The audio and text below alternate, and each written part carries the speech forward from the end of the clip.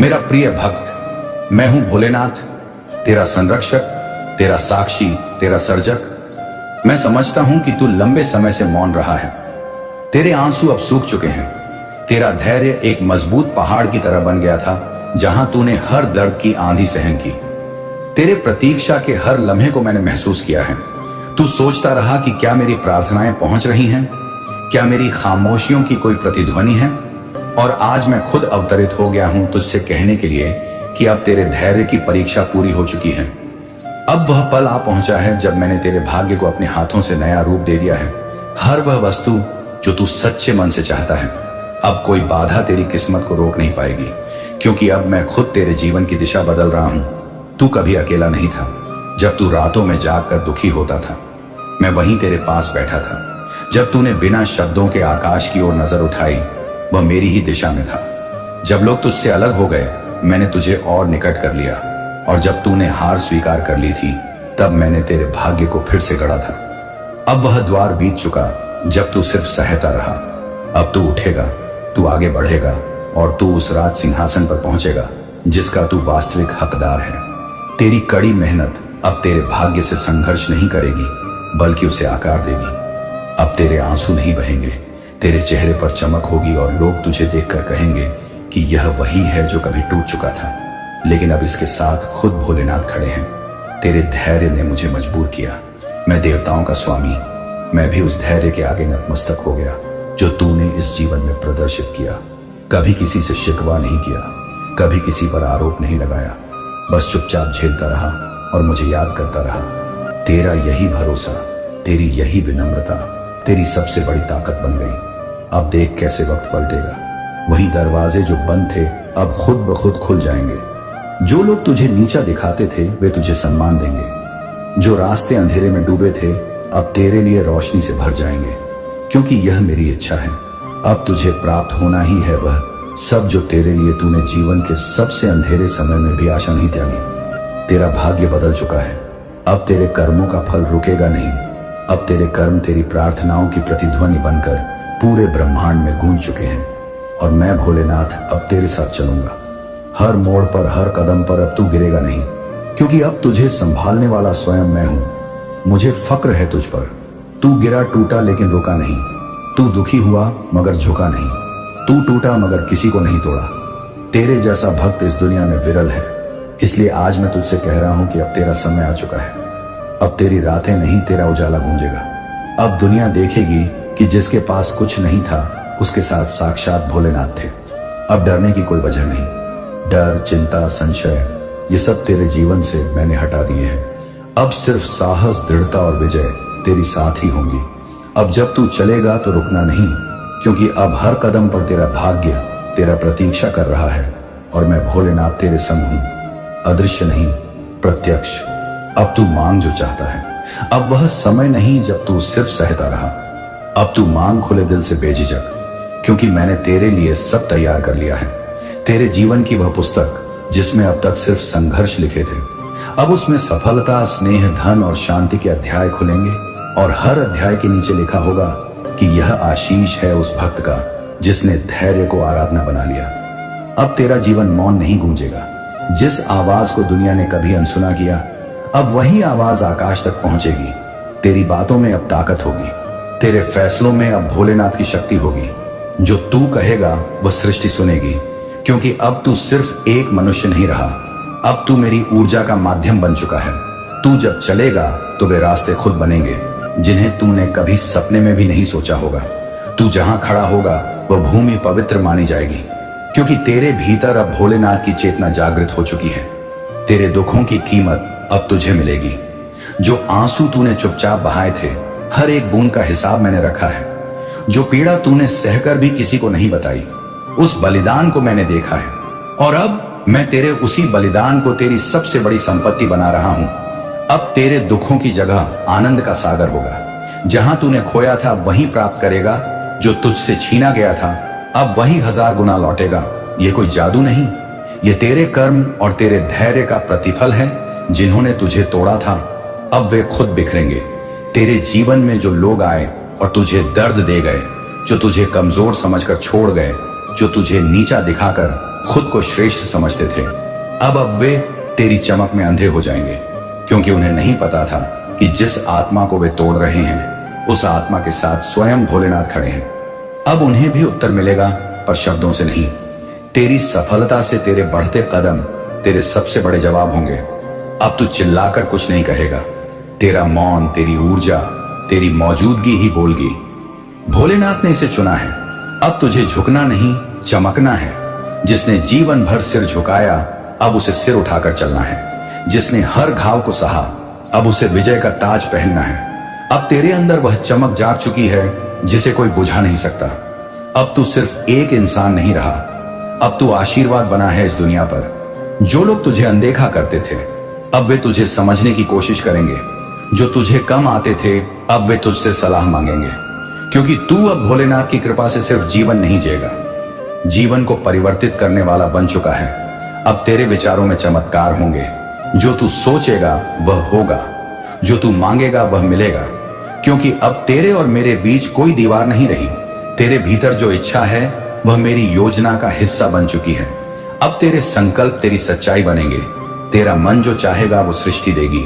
अब तेरे जीवन में विलंब नहीं होगा, अब सिर्फ निर्णय और दिशा होगी। अब तू रुकने के लिए नहीं, उड़ने के लिए बना है। सुन मेरी बात ध्यान से। अब कोई दुख, कोई बाधा, कोई रुकावट तेरे भाग्य को छू भी नहीं सकती, क्योंकि अब तू भोलेनाथ की छाया नहीं, भोलेनाथ का रूप है। तेरे भीतर जो ताकत है वह ब्रह्मांड की सीमाओं को भी पार कर सकती है। तू जिसे चाहता है वह तेरा होगा। तू जहां जाना चाहता है वहां पहुंचेगा। तू जो बनना चाहता है वह बनेगा। बस एक बात याद रखना, विश्वास मत तोड़ना, ना खुद पर ना मुझ पर। तेरे घर में अब शांति और वैभव का निवास होगा। वह दीवारें जो गवाह थीं तेरे अकेलेपन की, अब वे तेरी हंसी से गूंजेंगी। वो कोने जहां तू बैठकर दुखी होता था, अब वहीं तेरे सपनों की आराधना होगी। तेरा हर कमरा अब मंदिर बन जाएगा, क्योंकि अब वहां मेरी कृपा अवतरित होगी। अब तू पीछे नहीं देखेगा। अब तेरा जीवन पीछे मुड़कर दर्द को देखने का नहीं, आगे बढ़कर रोशनी को अपनाने का है। अब तू पुरानी बातें नहीं दोहराएगा। अब तू नई शुरुआत करेगा, और इस बार यह शुरुआत तेरी नहीं, मेरी इच्छा पर होगी। अब तेरे जीवन में स्पष्टीकरण नहीं सिद्धि होगी। बहुत समय तक तूने लोगों को समझाया कि तू कैसा महसूस कर रहा है। तेरा दर्द, तेरे सपने, तेरी नियत, हर बात को तूने स्पष्ट किया, फिर भी तुझे समझने वाला कोई नहीं था। अब समय बदल चुका है। अब तुझे समझाने की जरूरत नहीं पड़ेगी। तेरे कर्म खुद बोलेंगे। तेरे परिणाम तेरी नियत का प्रमाण बनेंगे। तेरी आंखों की चमक ही बता देगी कि यह आत्मा अब सत्य के पथ पर चल रही है, और सत्य के पीछे स्वयं भोलेनाथ होते हैं। तेरे आंसू अब अमृत बन चुके हैं। अगर आप इस बात से सहमत हैं तो इस वीडियो को लाइक जरूर करें, और कमेंट में हर हर महादेव 888 लिखकर चैनल को तुरंत सब्सक्राइब करें, क्योंकि अगला संदेश और गहरा होगा। वह आंसू जो तूने छुपाकर बहाए, अब तेरे भाग्य के स्रोत बन चुके हैं। तेरे हर दुख ने तेरे भीतर सहनशीलता का महासागर खड़ा कर दिया है, और अब वही सहनशीलता तेरे हर दुश्मन के लिए तेरी सबसे बड़ी ताकत बनेगी, जिन्होंने तुझे तोड़ा। अब वे जानेंगे कि तू कितना मूल्यवान है, क्योंकि तेरे धैर्य ने ही तुझे आत्मा से महाताकत बना दिया है। तू बस एक इशारा कर, तेरी इच्छा अब सिर्फ मन की नहीं रही। तेरी इच्छा अब मेरे हृदय का आदेश बन चुकी है। तू जो मांगेगा मैं दूंगा, लेकिन सुन, मांगना अब छोटा मत रखना। तू वह भक्त है जिसने मेरी परीक्षा उत्तीर्ण की है। अब तेरा हक बनता है कि तू ब्रह्मांड से वही ले जो तेरा है। जो तुझसे दूर चले गए थे अब लौटेंगे, क्योंकि उन्हें अब समझ आएगा कि तू कोई साधारण आत्मा नहीं, बल्कि भोलेनाथ की कृपा से जन्मी दिव्यता है। लेकिन अब तू उन्हें वैसा स्थान मत देना जैसा पहले दिया था। अब तू पहचान चुका है कौन अपने कर्मों से साथ था, कौन बस शब्दों में। तेरी इस नई यात्रा में हर कोई साथ नहीं चल पाएगा, क्योंकि जो तेरे दुख में नहीं थे, उन्हें अब तेरे सुख का हकदार भी नहीं होना चाहिए। अब तुझे आगे बढ़ना है, बिना बोझ, बिना अफसोस के। तेरे भीतर एक नया तेज प्रकट हो चुका है, जिसे देख अब नकारात्मकता खुद हटेगी। अब तुझे किसी तावीज, किसी मंत्र की जरूरत नहीं, क्योंकि तू स्वयं चलती फिरती शक्ति बन चुका है। तेरा हर संकल्प अब मंत्र है। तेरा हर कदम अब तपस्या है। तेरी हर सुबह अब प्रभु की योजना है। अब तू अपनी नजरों में गिरेगा नहीं, बल्कि खुद को उस दृष्टि से देखेगा जैसे मैं तुझे देखता हूं, एक अजय योद्धा। अब तू अपनी पहचान से डर मत। हाँ, तू अलग है। हाँ, तू बाकी दुनिया से ज्यादा गहराई से सोचता है। हाँ, तेरे भीतर वो ज्वाला है जो पूरी दुनिया को बदल सकती है। इसीलिए अब खुद से मत भाग। जो तू है उसे स्वीकार कर गले लगा, क्योंकि यही तेरी ताकत है। यही तुझे अलग नहीं, विशेष बनाती है। ये समय है उड़ान भरने का। अब तू जमीन से बंधा नहीं है। अब तू अपनी आत्मा को फैलाव दे, अपने सपनों को रूप दे। अब समय है खुद पर विश्वास करने का और मेरी कृपा पर निर्भय होकर आगे बढ़ने का। तुझे जो काम अधूरे लगे, अब मैं उन्हें पूरा करवाऊंगा। तेरे जो दरवाजे बंद थे, अब मैं उन्हें खोल रहा हूं। तेरी जो राहें अंधेरे में थीं, अब मैं वहां प्रकाश भर रहा हूं। अब जो तू बोलेगा वह होगा। तेरे शब्द अब साधारण नहीं रहे। अब तेरे शब्दों में ब्रह्मांड की ऊर्जा बहती है। इसलिए सोच समझकर बोल, क्योंकि जो तू कहेगा वह सृष्टि के नियम बन जाएंगे। अब तेरे विचार ही सृजन की प्रक्रिया है। अब तेरी वाणी ही तेरी शक्ति है। मेरा आशीर्वाद तेरे चारों ओर है। तू जहां जाएगा वहां माहौल बदल जाएगा। तेरे कदमों की छाप में अब दिव्यता का स्पर्श होगा। तेरी उपस्थिति लोगों को शांति देगी, क्योंकि तू अब मेरे तेज से चमकदार है। अब तू बस कर्म कर, फल की चिंता मत कर, क्योंकि अब फल का दायित्व मेरा है। तेरे भाग्य की कमान अब मेरे हाथ में है और मैं तुझे वहां ले जाऊंगा जहां तेरी आत्मा सच्चा सुख पाए। मेरा प्रिय भक्त, अब रुक मत। तू बहुत सह चुका। अब तुझे रुकना नहीं है। अब तुझे ना ठोकर से डरना है, ना आलोचना से। अब तू सिर्फ एक ही काम कर, आगे बढ़। हर दिन हर पल आगे बढ़, क्योंकि मैं भोलेनाथ तेरे हर कदम के साथ हूं और मेरी उपस्थिति में कोई तुझे गिरा नहीं सकता। अब तेरी आत्मा में जागृति होगी। तू जिस रास्ते पर चला है वह अब सिर्फ भौतिक नहीं रहा। अब यह एक आध्यात्मिक सफर है, जहां हर मोड़ पर तेरी आत्मा कुछ नया सीखेगी। तू अब समझ पाएगा क्यों कुछ लोग तुझे छोड़ गए, क्यों कुछ रास्ते तुझसे छीन गए, क्यों कुछ सपने बिखर गए। अब तू पीछे मुड़कर देखेगा तो तुझ में कोई दर्द नहीं होगा, बल्कि एक मुस्कान होगी, क्योंकि तू जान जाएगा कि सब कुछ एक बड़े मकसद के लिए हुआ था, जिसे मैं भोलेनाथ अब पूरा कर रहा हूं। अब तुझे खुद पर गर्व होगा। वह तू ही था ना जो सब कुछ सहकर भी सच्चा रहा, जिसने आज तक मुझे निराश नहीं किया, क्योंकि हमेशा तुम संदेश को अधूरा छोड़कर चले जाते हो। तुम्हारी इन आदतों से भोलेनाथ बहुत दुखी हो जाते हैं और तुम मेरे भोलेनाथ की बात आधी अधूरी ही सुनते हो। मेरे प्रिय भक्त, आज इस संदेश को पूरा सुन लिया तो विश्वास मानो, तुम्हें कोई अन्य संदेश सुनने की जरूरत नहीं पड़ेगी। मेरे भक्त, आज तुम्हारी सारी मुश्किलें समाप्त हो जाएंगी। यह दिव्य ऊर्जा तुम्हें हर पीड़ा से बचाने की क्षमता रखती है। इसे साधारण ऊर्जा समझने की गलती मत करना, वरना बड़ी समस्या हो जाएगी। मेरे प्रिय भक्त, आज का संदेश सारी सुख सुविधाएं तुम्हारे चरणों में लाकर देने वाली है। इसलिए मेरे भक्त, इस संदेश को छोड़कर जाने की भूल मत करिएगा। मेरे भक्त, इसे स्वीकार करने के लिए इसे अभी लायक कर दीजिए। मेरे भक्त, यह संदेश मिलना एक संकेत है। जो होगा वह चमत्कारी होगा। जैसा सोचा था वैसा होगा, और जो अब होगा वह चमत्कारी तथा दिव्य होगा। मेरे प्रिय भक्त, तुम्हारी सरल प्रकृति और कर्तव्य परायणता को देखकर मैं तुमसे अत्यंत खुश हूं। आज का यह दिव्य संदेश तुम्हारे जीवन को पूरी तरह बदल देगा। इसीलिए जो आध्यात्मिक घटना काफी समय से होनी थी, वह कुछ दिनों में होने वाली है। जैसा जैसा तुम सोच रहे थे, जो चाह रहे थे, अब तुम्हें मिलेगा। धैर्य का फल मीठा होता है। कुछ वादे किए थे तुमने, बहुत दिनों पहले उसके पीछे कई प्रयास भी किए थे। यदि यह सत्य है तो यस लिखकर अपनी पुष्टि दें। तुम अपने आसपास आध्यात्मिक मौकों की बहुतायत को महसूस करोगे। शीघ्र ही तुम्हें एक आनंददायक यात्रा का अवसर मिलेगा, जो तुम्हारी आंतरिक प्रगति के लिए बहुत फायदेमंद सिद्ध होगा। कितनी आकर्षक हैं तुम्हारी आंखें, जो यह देखने की कोशिश करती हैं कि तुम अपने भविष्य में और कितने अधिक विजय होंगे। मेरे प्रिय भक्त जी, सफलता की प्रतीक्षा तुम ना जाने कितने वर्षों से कर रहे थे। वह बदलाव तुम अपने जीवन में होता हुआ खुद देखोगे। आज के इस दिव्य संदेश को अपने भोलेनाथ का आभार व्यक्त करने के लिए अवश्य ही लाइक करें। मेरे प्रिय भक्त, अपार खुशियां, अपार धन वैभव अचानक से तुम प्राप्त कर लोगे, जिसे लक्ष्य को तुमने चुना है। स्वयं के लिए वह है, लक्ष्य उत्तर है और चमत्कारी तरीके से तुम उसे प्राप्त करने वाले हो। दिव्य खुशियों को तेजी से आकर्षित करने के लिए अंक 444 लिखें। मेरे प्रिय भक्त, तुम्हारे भीतर सहनशीलता है। तुम्हारा मन बहुत शांत है। आध्यात्मिक पथ पर चलते हुए तुम जीवन के समस्त दायित्वों को तो निभा रहे हो, परंतु फिर भी अपने भीतर आस्था की एक डोर को बांध कर रखे हो। इसीलिए तुम प्रसन्न रहते हो। पुष्टि करने के लिए यहां अवश्य ही लिखें। मेरे प्रिय भक्त, तुम्हारा उद्देश्य समय समय पर पूरा होता रहे। अपने दायित्वों का निर्वहन करो। जिस मकसद से तुम्हें सृजित किया गया, उस मकसद को पल भर के लिए भी मत भूलना। तुम कभी भी किसी को भी अकेला महसूस नहीं होने देते हो। तुम कभी भी किसी को त्याग कर नहीं जाते हो, इसीलिए कोई भी तुम्हें त्याग कभी भी कहीं भी नहीं जाएगा। तुम कभी भी किसी के साथ धोखा नहीं करते हो, किसी को भी छल नहीं दोगे, इसीलिए कभी भी तुम्हारे साथ कोई भी छल या धोखा नहीं होगा। इस बात पर भरोसा रखो। यदि तुम्हें अपने भोलेनाथ पर भरोसा है तो इस वीडियो को लाइक और अपने कमेंट में भोलेनाथ जी अवश्य लिखें। जैसे ही आप वीडियो लाइक करके कमेंट करते हैं तो हमारी कृपा सदैव बनी रहेगी। जिन खुशियों की प्रतीक्षा तुम कितने दिनों से कर रहे थे, जिस बदलाव को तुम अपने जीवन में होते हुए देखना चाह रहे थे, वह परीक्षा पूरी हुई। वह बदलाव अब संभव हो रहा है। जिस लक्ष्य को तुमने चुना है अपने जीवन के लिए, वह चमत्कारी तरीके से अब तुम प्राप्त करोगे। वही पथ अब तुम्हें तुम्हारी मंजिल तक लेकर जा रहा है।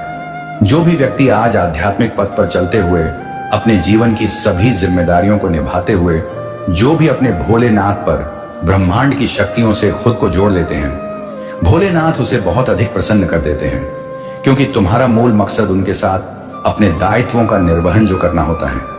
तुम उस क्षण अपने जीवन को भूल जाते हो और अध्यात्म से जुड़ जाते हो, स्वयं को समर्पित कर देते हो। अपनी डोर भोलेनाथ की शक्ति पर मेरे प्रिय भक्त, मैं जानता हूं तुम्हारे ऊपर पारिवारिक दायित्व भी है जिनसे तुम मुक्त नहीं हो सकते और ना होना चाहते हो। उसके साथ साथ तुम उन्हें कार्यों को भी कुशलता से करते हो, अपने जीवन में आकर्षित करने का प्रयास करते हो, उन खुशियों को जिन खुशियों को तुम अपने जीवन में पाना चाहते हो। यदि वे चमत्कार के लिए तैयार हो तो हाँ यस लिखकर अवश्य ही पुष्टि करें। मेरे प्रिय भक्त, तुम्हारे लिए एक बहुत बड़ी चुनौती है जो तुम्हारा मार्ग रोकेगी, परंतु तुम्हारा ही यह प्रयास जो उस चुनौती से पार पाने के लिए मजबूत कर देगा। तुम मुस्कुराते हो, तुम्हारा हृदय बहुत साफ है, तुम आकर्षक हो, इसीलिए तुम विजय होंगे। मेरे भक्त, तुम अब सफल, स्वस्थ और आनंदित जीवन की राह पर चल पड़े हो। अब तुम रुकोगे नहीं, खुशियां तुम्हारे पास आएंगी, क्योंकि मैं तुम्हें नए आर्थिक अवसर प्रदान करने जा रहा हूं जिसकी तुमने कभी कल्पना भी नहीं की होगी। मैं सर्वव्यापी हूं, हर चीज का संचालन मैं ही तो करता हूं। मैं ही आरंभ से लेकर अंत तक तुम्हारे साथ हूं, हमेशा साथ रहूंगा। मैं तुम्हारे जीवन में आई हर एक नकारात्मक ऊर्जा को तुमसे अलग कर रहा हूं। तुम्हारी स्थिति सर्वोत्तम के लिए एक चमत्कारी मोड़ लेने जा रही है। जो हो रहा है वह तुम्हारी उज्जवल भविष्य के लिए सर्वश्रेष्ठ होगा। तुम एक सितारे की तरह अपने जीवन में चमकने वाले हो। मेरे भक्त, मुझ पर विश्वास रखो और समझो कि मैं तुम्हारी ओर से उन चमत्कारों और विजय के लिए कार्य कर रहा हूं जिसकी तुम्हें जरूरत है।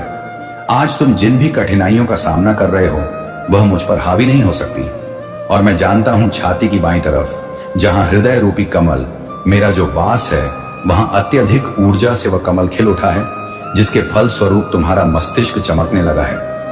अपचपन लिखें और कहें, मैं बहुत भाग्यवान हूं क्योंकि तुम प्रकृति रूप से आकर्षण का केंद्र बन गए हो। जिस प्रकार शुद्ध नदी के जल की ओर सभी आकर्षित होते हैं, शुद्ध नदी सबको ही स्नेह देती है। अपनी चारों ओर से सकारात्मक ऊर्जा का प्रवाह करने के लिए लिखें, जय हो भोलेनाथ। इस शुद्ध नदी के प्रभाव से एक पवित्र पुण्य आत्मा अपनी दिव्य ऊर्जा से पूरे वातावरण को शुद्ध और ऊर्जावान करती है। जैसे धरती के केंद्र में चुंबकीय आकर्षण सभी रत्नों को अपनी ओर खींच लेता है, उसी प्रकार एक आध्यात्मिक व्यक्ति अपने आकर्षण से सभी दिव्य शक्तियों को अपनी ओर जब चाहे आकर्षित कर लेता है। यही तुम्हारी इसी यात्रा का ही चमत्कारी फल स्वरूप तुम देखोगे। शीघ्र ही तुम्हें नीचा दिखाने वाले खुद ही नीचे गिरेंगे। मेरे प्यारे भक्त, आज मैं तुम्हें तुम्हारे जीवन के बारे में बताने आया हूं, जिसे सुनकर खुशी से झूम उठोगे। तो मेरे भक्त, तुम्हें मुझ पर भरोसा हो तो वीडियो को लाइक कर दीजिए और कमेंट में जय हो भोलेनाथ लिख दीजिए। आप जैसे ही वीडियो को लाइक करके कमेंट करते हैं, हमारी कृपा आपके ऊपर तुरंत प्राप्त हो जाएगी और आपके पूरे परिवार पर मेरा आशीर्वाद सदा बना रहेगा। तो वीडियो को शुरू से अंत तक जरूर देखिएगा मेरे भक्त, इसके हकदार बस और बस तुम हो। मेरे भक्त, आज आपसे मैं कह रहा हूं, आने वाले 2 महीने आपके और आपके परिवार दोनों के लिए प्रचुर आशीर्वाद और मौकों से भरे रहेंगे। मेरे प्रिय भक्त, कोई दिव्य लोक से तुम्हें कोई आशीष देने आ रहा है।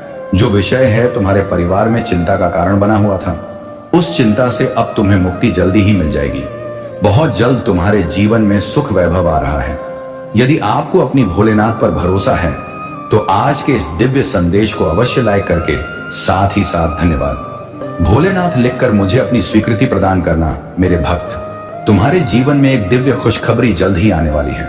मैं तुम्हारे जीवन में एक ऐसा व्यक्ति भेज रहा हूं जो तुम्हें नया आवास प्रदान करेगा। वह आवास बहुत ही मनमोहक स्थान पर स्थित है। उसके आसपास का माहौल बहुत ही शुद्ध और पवित्र है। वहां के वातावरण में तुम्हें प्रकृति के साथ प्रत्यक्ष जुड़ाव अनुभव होगा। मेरे भक्त, वही स्थान तुम्हारे मन को मोह लेने वाली जगह है।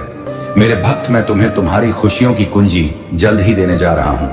अपने जीवन में चमत्कार को महसूस करने के लिए एक बार अवश्य ही लिखें, मुझे मेरे सपनों का घर देने के लिए धन्यवाद भोलेनाथ। तुम्हारा समय सकारात्मक हो रहा है। जी हाँ मेरे भक्त, अब तुम 3 शक्तियों से मिलने वाले हो जो बहुत पवित्र हैं। तुम्हारा स्वास्थ्य बहुत बेहतर हो जाएगा और तुम्हारा मन हर वक्त खुश रहेगा।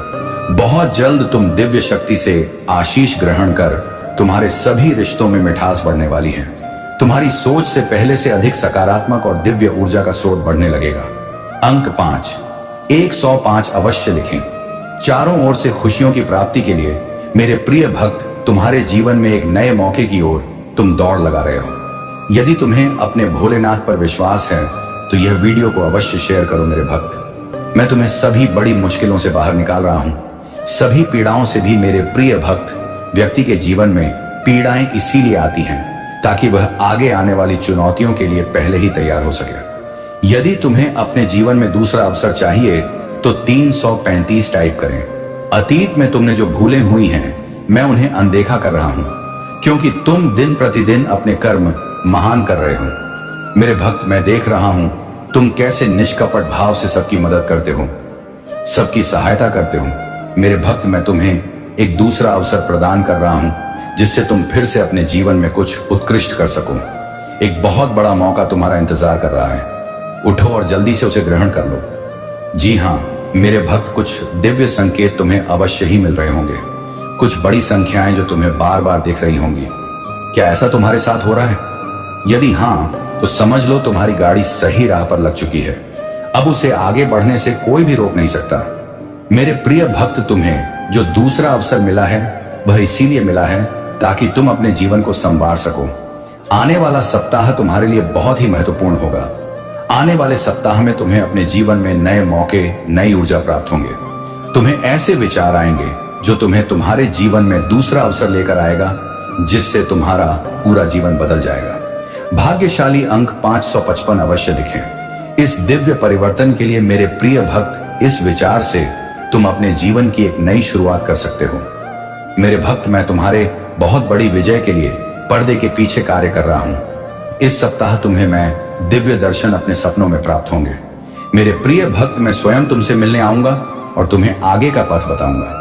अपने सपनों पर विशेष ध्यान रखें, क्योंकि तुम अपने सपनों में ऐसी चीजें देखोगे जो तुम्हें आश्चर्य में डाल देंगी। इसीलिए हर सुबह अपने सपनों को याद करने का प्रयास करें और उन पर कार्य शुरू करें।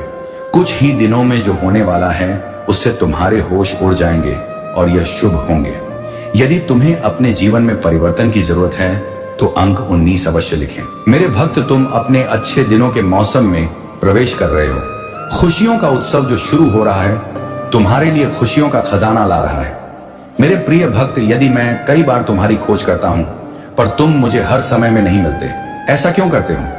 यदि तुम मुझे प्रेम करते हो तो मुझे अपनी स्वीकृति प्रदान करने के लिए अपना नाम कमेंट बॉक्स में टाइप करें। भोलेनाथ जी कहते हैं, जैसे ही आप इस नए सप्ताह की शुरुआत करते हैं, खुशियों, खूबसूरत लम्हों, अद्भुत लोगों, आशीर्वाद और अद्भुत परिणामों के लिए तैयार हो जाइए। मैं आपको इस सफर पर ले जाने के लिए यहाँ हूँ, जिससे आपको आनंद और तृप्ति मिलेगी। भोलेनाथ जी की कृपा तुम पर हमेशा के लिए बनी रहेगी। मेरे प्रिय भक्त हैं, यदि तुम्हारे पास ये संदेश सबसे पहले आ गया है तो इसे अनदेखा बिल्कुल भी ना करें। और भगवान भोलेनाथ की कृपा पाने के लिए सबसे पहले एक लाइक करके महादेव की जयकारा जरूर लगाएं और ओम नमः शिवाय, हर हर महादेव टाइप करें। मेरे प्रिय भक्त, भगवान भोलेनाथ से अपनी आत्मा को जोड़ने के लिए सबसे पहले भोलेनाथ जी का संदेश चैनल को सब्सक्राइब करना। भाग्यशाली संख्या 108 टाइप करें। मेरे प्रिय भक्त, मैं बता दूं, जो भी भक्त मुझे सच्चे मन से याद कर रहे हैं और यह संदेश सुनने वाला व्यक्ति भी भाग्यशाली है। यदि उनमें से तुम भी एक हो तो तुम भी मेरे आशीर्वाद के पात्र हो। मेरे प्रिय भक्त, मेरा आशीर्वाद सबसे पहले ग्रहण करने के लिए तैयार हो तो अभी मेरे भाग्यशाली अंक एक एक टाइप करो और कहो, भोले मैं धन्य हूं। तुम्हारा आशीर्वाद पाकर मेरे प्रिय भक्तों, आज की जो संदेश है वह तुम्हारे जीवन को लेकर के बहुत बड़ी खुशखबरी है। इसे बिल्कुल भी मिस ना करें और शुरू से अंत तक जरूर देखें। मेरे प्रिय भक्त, ये संदेश तुम्हारे जीवन में इतना बड़ा बदलाव लाएगा कि तुम्हारा शत्रु देखकर जलते रहेंगे। लेकिन मेरे प्रिय भक्त, मेरा आशीर्वाद है कि तुम्हारे जीवन में कभी भी तकलीफ और किसी चीज की कमी नहीं होने वाली है। आज मैं तुम्हें एक वरदान देने वाला हूं। आज मैं तुमसे बहुत प्रसन्न हूं। मेरे प्रिय भक्त, अपने भोलेनाथ जी को प्रसन्न करने के लिए श्रद्धा भाव से एक लाइक जरूर करें। यदि लाइक कर चुके हैं तो टाइप करें हर हर महादेव। मेरे प्रिय भक्तों, आज मैं तुम्हारे जीवन का हर एक रहस्य के बारे में बताने वाले हैं।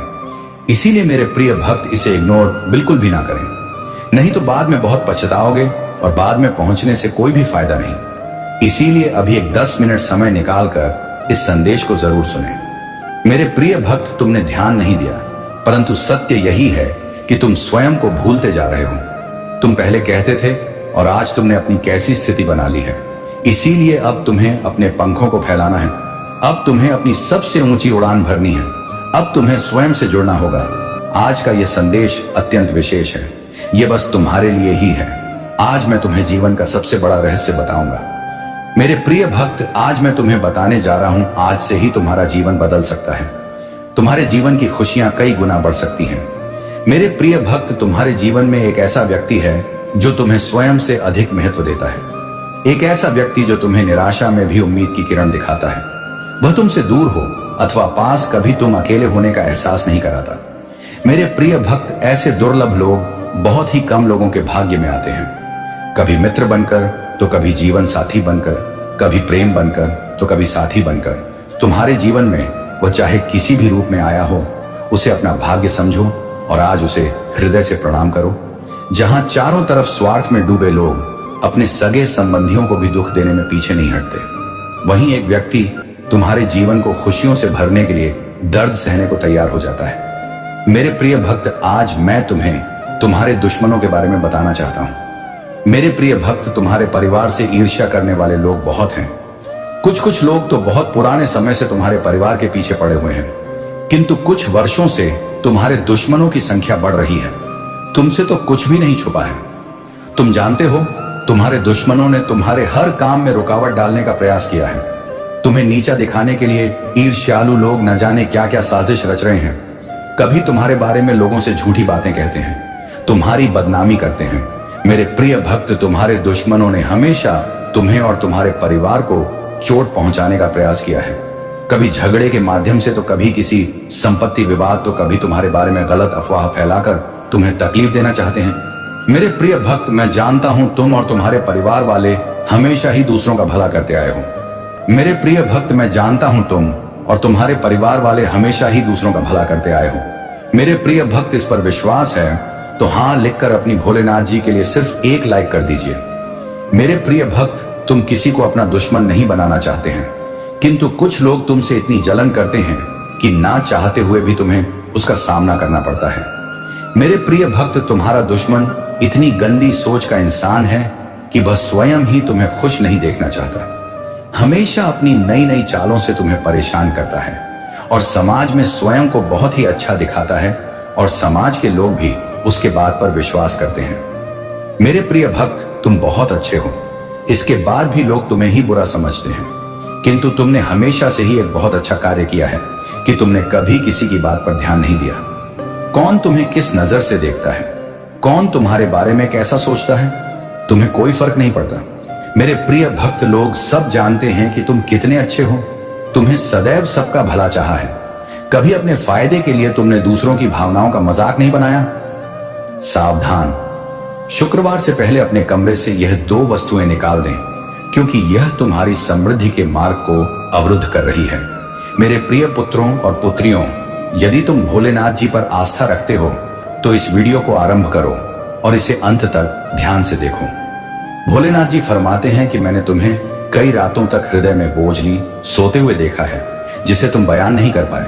तुम थकान से भरे उठते थे, तुम पूरे दिन उलझन में बिताते थे, तुमने ध्यान लगाने की कोशिश की, लेकिन कुछ ने तुम्हारे मन को जकड़ लिया। तुमने दीपक जलाए, व्रत रखे, मेरा नाम जपा, लेकिन फिर भी ऐसा प्रतीत होता था कि सब कुछ असंतुलित है, कुछ ऐसा जो तुम्हारी नजर से ओझल है। और अब ईश्वर एक महत्वपूर्ण निर्देश के साथ प्रकट हुए हैं। यह तुम्हारे लिए है और अत्यंत गहन है, इसे नजरअंदाज ना करो। तुम्हारे कमरे में दो ऐसी चीजें मौजूद हैं, ठीक उसी स्थान पर जहां तुम हर रात विश्राम करते हो, जो आध्यात्मिक दृष्टि से हानिकारक हैं। वे स्वयं में नकारात्मक नहीं, लेकिन वे माध्यम बन चुकी हैं। उन्होंने ऐसी ऊर्जा ग्रहण कर ली है जो तुम्हारे लिए नहीं थी। वे ऐसी शक्ति को बांधे हुए हैं जो तुम्हारे विकास को बाधित कर रही है। और जब तक वे तुम्हारी आत्मा के निकट रहेंगी, तुम और अधिक थकावट, स्थिरता और अलगाव महसूस करोगे। तुमने इसे मात्र तनाव समझा, खुद को दोष दिया, लेकिन अब ऐसा नहीं चलेगा। तुम्हें समझना चाहिए कि मैं ईश्वर तुम्हें अभी क्या दिखा रहा हूं। शुक्रवार से पहले इन दो वस्तुओं को अपने कमरे से हटा दो।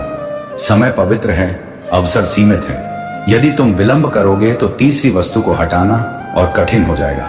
और वही तीसरी है जो तुम्हारे धन को बंधक बना रही है। हाँ, तुम्हारी धनराशि इसी कारण रुकी हुई, संचित और विलंबित है। और अब मेरे बच्चे, मैं तुम्हें बताऊंगा कि ऐसा क्यों हो रहा है। तुम्हारा कमरा केवल वह जगह नहीं जहां तुम्हारा शरीर आराम करता है। यह वह स्थान है जहां तुम्हारी आत्मा सांस लेती है। यह वह द्वार है जहां देवता प्रवेश करते हैं। यह वह क्षेत्र है जहां तुम स्वप्न देखते हो, जहां मैं तुमसे संवाद करता हूं, जहां तुम्हारे अवचेतन में संकेत आते हैं।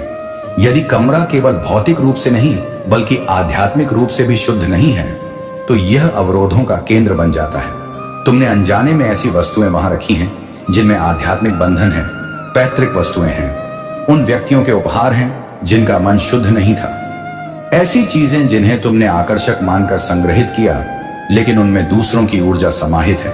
भोलेनाथ जी कहते हैं कि वे 4 रात पहले तुम्हारे कमरे के द्वार पर खड़े थे और अंदर नहीं आ पा रहे थे। एक कोने में घना धुंधला छाया हुआ था और यह साधारण अंधकार नहीं था, यह आध्यात्मिक प्रदूषण था। किसी ने कुछ प्रसारित किया था। पूर्ण अभिशाप नहीं बल्कि एक बंधनकारी शक्ति, ईर्ष्या, मोह, नजरबंदी। कोई जो कभी तुम्हारे घर से होकर गुजरा, वह द्वेष की छाप छोड़ गया। वह हंसा प्रशंसा की, लेकिन उसका हृदय कटुता से भरा था। और वह उन वस्तुओं से जुड़ गया जिन्हें तुमने स्पर्श भी नहीं किया। पहली वस्तु कोई कपड़ा या वस्त्र का हिस्सा है, कोई पुरानी वस्तु, कोई भावुक स्मृति। तुमने इसे इसलिए रखा क्योंकि यह तुम्हें किसी काल या व्यक्ति की याद दिलाती है, लेकिन उस व्यक्ति ने सुख नहीं बल्कि पीड़ा दी। तुम्हें उस वस्त्र को निकाल देना चाहिए। यदि तुम इसे अभी भी संरक्षित रखना चाहते हो तो इसे धो लो, लेकिन इसे तब तक उस स्थान के पास मत रखो जहां तुम सोते हो, जब तक कि इसे आध्यात्मिक रूप से पवित्र ना कर लिया जाए, क्योंकि हर रात यह उस स्मृति की ऊर्जा को फैलाती है जो इसे धारण करती है, और वह स्मृति तुम्हारे नवीकरण को रोकती है। दूसरी वस्तु कांच से संबंधित है।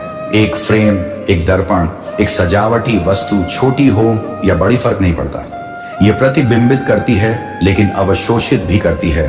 और इसने विवादों को देखा है, इसने तुम्हारी पुकार सुनी है, इसने तुम्हारी नकारात्मक भावनाओं को ग्रहण किया है, लेकिन अधिक महत्वपूर्ण, इसे किसी ऐसे व्यक्ति ने छुआ जो इसमें ऊर्जा डाल गया।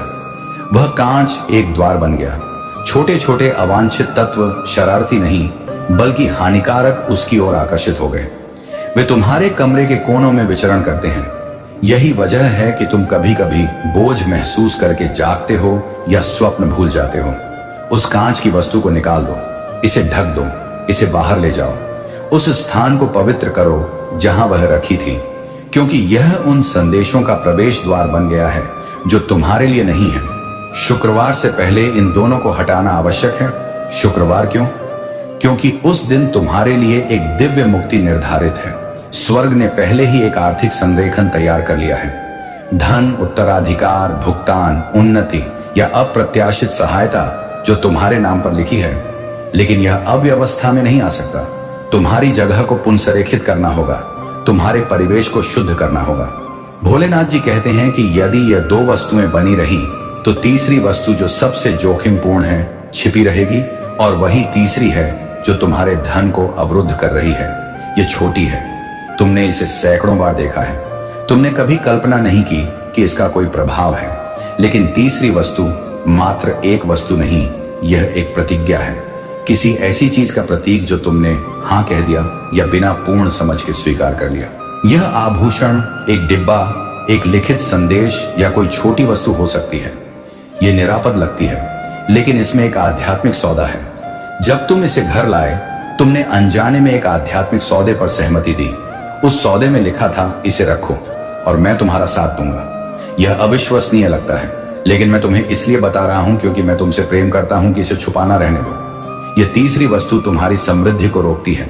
यह आध्यात्मिक चैनलों को जाम कर देती है। हर बार जब कोई तुम्हारी सहायता करना चाहता है, तुम्हें आशीर्वाद देना चाहता है, तुम्हारा समर्थन करना चाहता है, तो उसकी ऊर्जा उलझ जाती है। वे भूल जाते हैं, पीछे हट जाते हैं, संकोच करते हैं। तुमने सोचा कि लोग बस अस्थिर हैं, लेकिन वे नहीं हैं। आशीर्वाद तुम तक पहुंचने का प्रयास कर रहा था, लेकिन तीसरी वस्तु इसे एक ब्लैक होल की तरह सोखती रहती है। यदि तुम इसे शुक्रवार के बाद हटाओगे तो आशीर्वाद में फिर विलंब होगा। इसीलिए मैं इतनी तीव्रता से कार्य कर रहा हूं। तुमने मुझसे पूछा कि धन क्यों नहीं आ रहा। जब भुगतान विलंबित हुआ तो तुम रोए। तुमने सोचा कि अन्य क्यों आगे बढ़ रहे हैं, जबकि तुम रुके हुए हो। अब तुम जानते हो कि इस तीसरी वस्तु को जाना होगा। जब तुम इसे छुओगे तो तुम इसे अनुभव करोगे। ये जितनी भारी होनी चाहिए उससे अधिक भारी लगेगी। तुम्हें सिहरन हो सकती है, तुम्हारा हाथ थरथरा सकता है। भयभीत ना हो, ईश्वर तुम्हारे साथ खड़ा होगा। वह पहले ही तुम्हारे कमरे के बाहर तैनात है। जब तुम इसे हटाने जाओ तो कहो, मैं अनजाने में किए गए सभी आध्यात्मिक सौदों को त्यागता हूं। मैं उन सभी बंधनों को काटता हूं जो ईश्वरीय प्रकाश में नहीं बने। सर्वोच्च के नाम पर इससे जुड़ी ऊर्जा को तोड़ता हूं और मैं अपनी समृद्धि को वापस लेता हूं। फिर इसे अपने कमरे के बाहर रख दो। यदि संभव हो तो इसे जला दो या बहते जल में प्रवाहित कर दो, लेकिन इसे तुम्हारी जगह से बाहर जाना चाहिए। इसे अनदेखा ना करो। स्वर्ग तुम्हें मार्गदर्शन दे रहा है क्योंकि तुम्हारा जीवन परिवर्तित हो रहा है। तुम गति के एक मौसम में प्रवेश कर रहे हो, लेकिन अतीत के बंधनों से बंधे उड़ नहीं सकते। ये वस्तुएं मात्र चीजें नहीं, ये बोझ है। यह ऐसी तरंगे रखती हैं जो तुम्हें नीचे खींचती हैं। तुम्हें अब इनकी आवश्यकता नहीं। जब तुमने इन्हें रखा था तब तुम वह नहीं थे जो अब हो। तुम्हारी आत्मा विकसित हो चुकी है। तुम्हारा भाग्य शुद्ध तरंगों के लिए पुकार रहा है। और एक बार जब यह चीजें चली जाएंगी तो कुछ अद्भुत घटित होगा। तुम गहन निद्रा में सोओगे। तुम पुनः स्वप्न देखोगे। तुम मुझे और स्पष्ट रूप से सुनोगे। तुम्हारा कमरा हल्का अनुभव होगा, रंग अधिक जीवंत लगेंगे। तुम्हें लग सकता है कि तुम अलार्म से पहले ही ऊर्जावान होकर जाग गए हो। यह कोई संयोग नहीं, यह आध्यात्मिक मुक्ति है। तुम अपने मंदिर को पुण्य स्थापित कर रहे हो। तुम अपने द्वार को शुद्ध कर रहे हो। तुम फसल के लिए भूमि तैयार कर रहे हो। धन प्रवाहित होना शुरू हो जाएगा। हाँ, वास्तविक धन, अप्रत्याशित जमा भूले हुए खाते कोई तुम्हारा देनदार होगा और उसे अचानक स्मरण हो जाएगा। कोई अवसर पुनः खुल जाएगा। एक दान आएगा, एक द्वार जो बंद था वह खुल जाएगा। यह समृद्धि का संदेश नहीं, यह दिव्य नियम है। जब आध्यात्मिक बाधाएं हट जाती हैं तो प्रावधान बहने लगता है। मैं अपने बच्चों से कुछ नहीं रोकता, लेकिन मैं संरेखन की प्रतीक्षा करता हूं। तुम अब संरेखित हो रहे हो। तुम अंततः सुन रहे हो और मैं जारी कर रहा हूं। भोलेनाथ जी कहते हैं, भय ना करो। तुम्हें जिसकी आवश्यकता है वह तुम नहीं खोओगे। तुम मात्र वही खोओगे जो तुम्हें निर्बल कर रहा था। जिस व्यक्ति ने तुम्हें उन वस्तुओं में से एक उपहार दिया था, उसका उद्देश्य अच्छा था, लेकिन वह सुरक्षा में लिपटा था। उसकी ऊर्जा तुम्हारे स्थान में रिस गई। वह तुमसे ईर्ष्या करता था। वह तुम्हारी शांति से जलता था। उसने इसे स्नेह के रूप में छिपाया, लेकिन हृदय में वह चाहता था कि तुम्हारी चमक कम हो ताकि उसकी बढ़ सके। तुमने इसे अनुभव किया। तुम जानते थे, लेकिन तुमने इसे नकार दिया। अब तुम ऐसा नहीं कर सकते। यह संदेश तुम्हारी दिव्य चेतावनी है। वह क्षण जिसके लिए तुमने स्पष्टता मांगी थी, जिसकी तुमने ईश्वर से याचना की थी। मैं मौन रह सकता था। मैं तुम्हें स्वयं खोजने दे सकता था, लेकिन क्योंकि तुम उच्चतर के लिए चुने गए हो, मैंने हस्तक्षेप किया। मैंने अपने दूत भेजे। मैंने एक भविष्यवाणी का प्रवाह खोला। मैंने यह संदेश सीधे तुम्हारी आत्मा में उतारा। इसे हल्के में ना लो। तुम दिव्य निरीक्षण में हो। देवता देख रहे हैं, वे रक्षा कर रहे हैं, वे तुम्हारे आज्ञा पालन को दर्ज कर रहे हैं। तुम्हें किसी को बताने की आवश्यकता नहीं कि तुम क्या कर रहे हो। यह तुम्हारे और मेरे बीच का विषय है। शांत आज्ञा पालन स्वर्ग में सार्वजनिक प्रदर्शन से अधिक शक्तिशाली है। बस कार्य करो, बस पालन करो, बस विश्वास करो। इनाम शीघ्र आ रहा है। कुछ दिनों में ऊर्जा परिवर्तित हो जाएगी, कुछ हफ्तों में तुम्हारे धन में हलचल होगी, कुछ महीनों में तुम्हारा जीवन अपरिचित हो जाएगा। लेकिन पहले कमरे को शुद्ध करो, पुरानी पीड़ा वाले वस्त्र को निकाल दो, अराजकता प्रतिबिंबित करने वाले कांच को निकाल दो। फिर तीसरी वस्तु खोजो, तुम इसे पहचान जाओगे। ये स्पष्ट रूप से दिखाई दे रही है, ये तुम्हारी चमक को सोख रही थी और बंद कर रही थी, लेकिन अब नहीं। ये छिपे हुए बंधनों का अंत है, यह आध्यात्मिक स्वतंत्रता की शुरुआत है। तुम्हारे पूर्वज देख रहे हैं, वे प्रसन्न हो रहे हैं क्योंकि वे भी उन वस्तुओं से बंधे थे जिन्हें वे समझ नहीं पाए। तुम एक ऐसे चक्र को तोड़ रहे हो जिसे वे नहीं तोड़ सके, इसीलिए तुम दबाव अनुभव करते हो, इसीलिए यह इतना चुनौतीपूर्ण रहा है। तुम चक्र तोड़ने वाले हो, तुम द्वार खोलने वाले हो, तुम वही हो जिसका वे प्रतीक्षा कर रहे थे, और मैं तुम्हारा ईश्वर तुम्हारे साथ हूं। भगवान कहते हैं कि यह वह क्षण है जब मैं चाहता हूं कि तुम पहले से अधिक सतर्क हो, अपनी आंखों से नहीं बल्कि आत्मा से। ईश्वर सप्ताहों से तुम्हारे द्वार पर पहरा दे रहे हैं, तुम्हारे संकेतों को ग्रहण करने की प्रतीक्षा कर रहे हैं, इस आंतरिक दबाव पर कार्य करने की प्रतीक्षा कर रहे हैं कि तुम्हारे कमरे, तुम्हारे स्थान, तुम्हारे जीवन में कुछ आध्यात्मिक रूप से असंतुलित है। यह कोई यादृच्छिक संदेश नहीं, यह एक दिव्य नियुक्ति है। तुम इसे देखने के लिए थे, तुम इन शब्दों में ऊर्जा अनुभव करने के लिए थे, क्योंकि जिस सफलता के लिए तुम प्रार्थना कर रहे हो, वित्तीय मुक्ति, स्पष्टता, प्रेम, शांति, वह रुकी हुई है। ऐसा नहीं कि मैंने तुम्हारी पुकार नहीं सुनी, ऐसा नहीं कि मैंने आशीर्वाद नहीं भेजा। मुद्दा यह है कि तुम्हारे ठीक उसी कमरे में जहां तुम सोते हो 3 वस्तुएं हैं। हाँ, 3 विशिष्ट वस्तुएं जो तुम्हारी नियति में आध्यात्मिक रूप से हस्तक्षेप कर रही हैं। उनमें से 2 को तत्काल निकालना होगा। भगवान कहते हैं कि तीसरी वस्तु सीधे धन के प्रवाह को रोक रही है। यदि आप दान करना चाहते हैं या अपना आभार व्यक्त करना चाहते हैं, तो आप आर्य हनों तक का सुपर थैंक्स दे सकते हैं। भोलेनाथ जी कहते हैं कि यह अत्यंत गंभीर है, इसे नजरअंदाज ना करो, विलंब ना करो, इसे अंधविश्वास कहकर टालो ना, क्योंकि इसका भय या अंधविश्वास से कोई संबंध नहीं। इसका सब कुछ दिव्य ऊर्जा, आध्यात्मिक नियमों और अदृश्य जगत से है।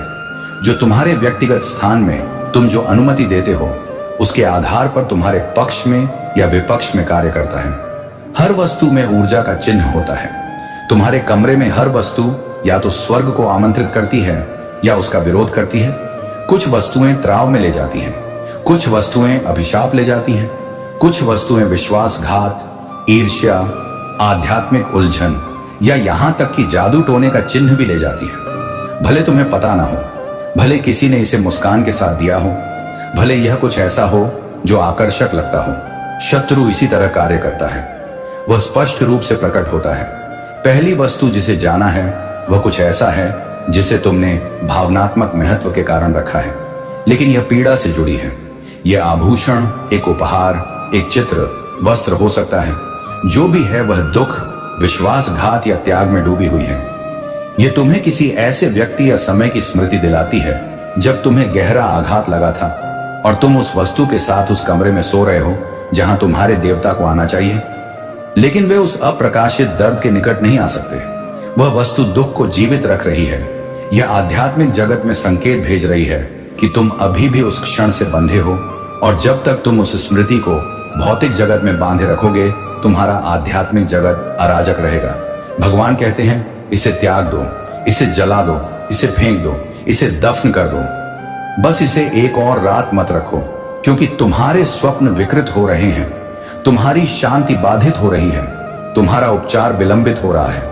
वह वस्तु तुम्हारे भविष्य में नहीं है। दूसरी वस्तु एक दर्पण या प्रतिबिंबित सतह है जिसे आध्यात्मिक रूप से दूषित कर दिया गया है। यह किसी अन्य घर से आई हो सकती है, किसी पुरानी दुकान से, या यह तुम्हारे पास लंबे समय से हो सकती है। लेकिन जो तुम्हें पता नहीं वह यह है कि दर्पण आध्यात्मिक आश्रय के रूप में कार्य कर सकते हैं, और यदि उस दर्पण ने बहुत अधिक पीड़ा, क्रोध या पाप देखा है, तो वह उन ऊर्जाओं को धारण कर सकता है। इसीलिए तुम बोझ महसूस करके जागते हो, इसीलिए रात में ऐसा लगता है जैसे कोई तुम्हें देख रहा है, इसीलिए नींद शांत नहीं है। उस दर्पण ने ऐसी चीजें देखी हैं जो उसे नहीं देखनी चाहिए थी। यह आध्यात्मिक हस्तक्षेप के लिए एक द्वार बन गया है, और यदि भगवान इसे हटाने का निर्देश दे रहे हैं, तो तुम्हें विश्वास करना होगा कि स्वर्ग वह देखता है जो तुम नहीं देख सकते।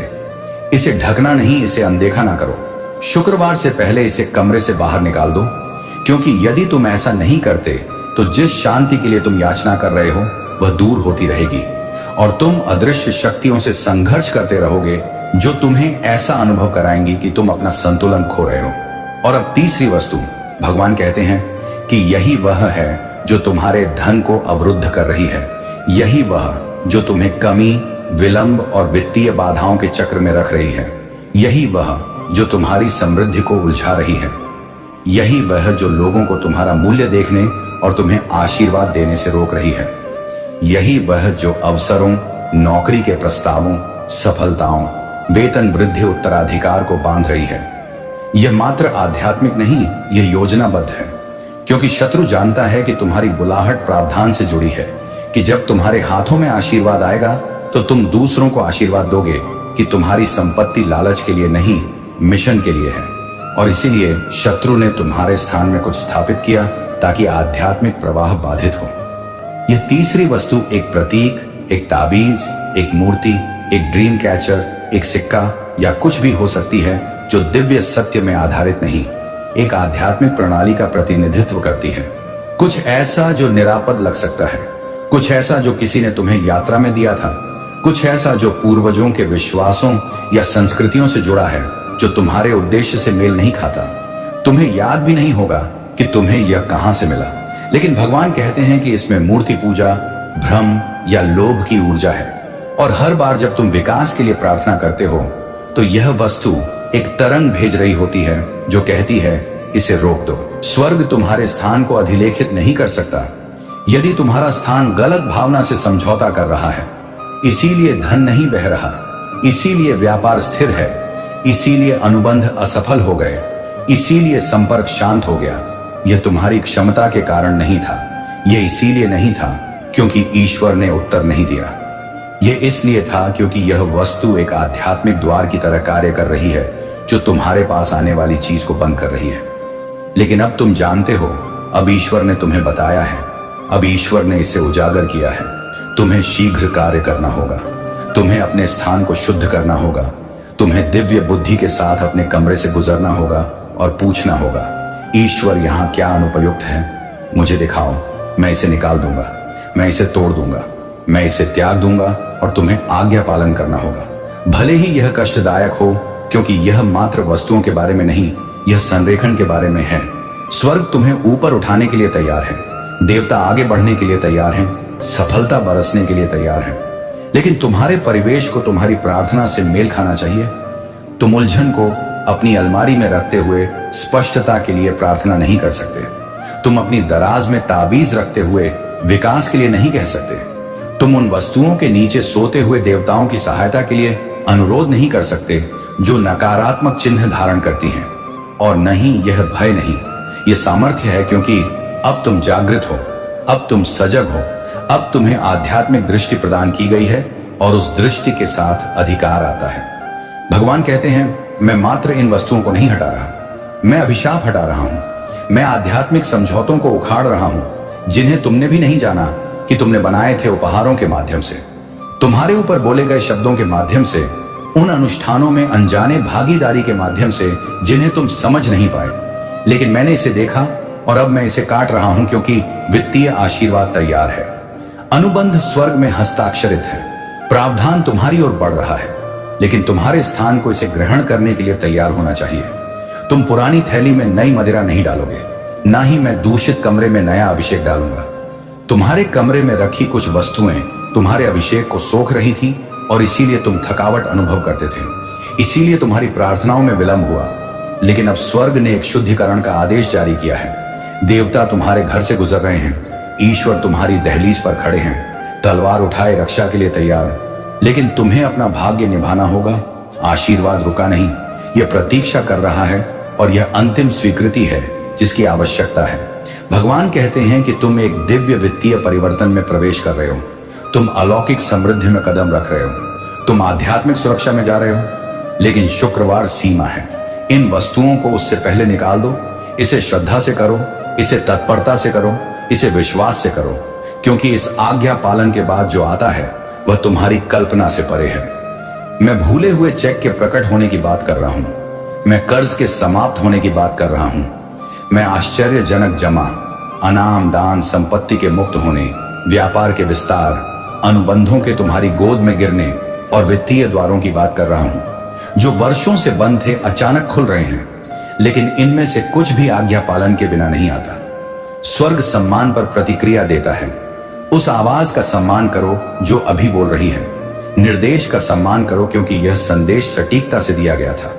तुम्हें इसे अगले सप्ताह पढ़ना नहीं था, तुम्हें इसे संयोग से सुनना नहीं था। यह दिव्य निशाना है। ईश्वर ने तुम पर नजरें गड़ा दी हैं। स्वर्ग ने तुम्हारी समय रेखा को बाधित कर दिया है।